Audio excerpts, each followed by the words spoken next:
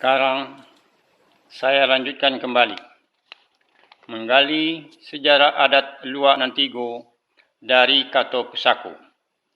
Bab kelima, pakaian datuk dijadikan sebuah adat, yaitu tungkek pusako adik Bosi Jinawi.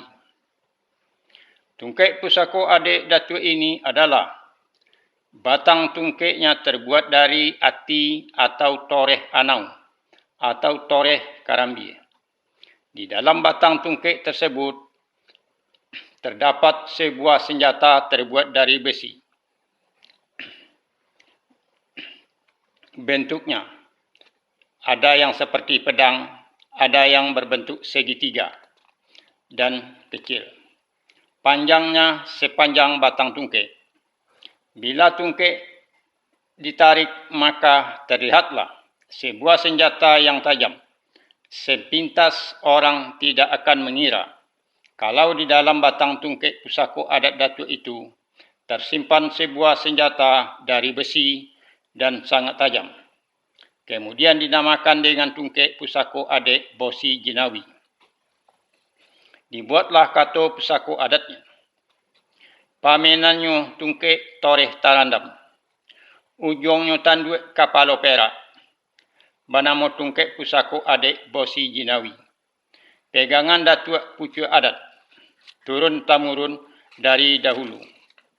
Bari tetogak biar tak condong. Gantang nak togak jo lanjuang. Sumpi nak togak jo isinya. Inge-inge sabalun konai. Tirih kok titik dari lantai. Impuk kok jatuh dari bawah. Gunanya tungkek pusako adik Bosi Jinawi. Di lahir, panungkek badan diri.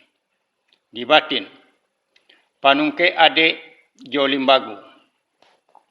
Kemudian, tungkek pusako adat Bosi Jinawi dijadikan sebuah adat di Luak Nantigo sebagai perlengkapan pakaian seorang datuk di Luak Nantigo. Nanti akan saya lanjutkan kembali dengan kain sarung baati ayam. Terima kasih.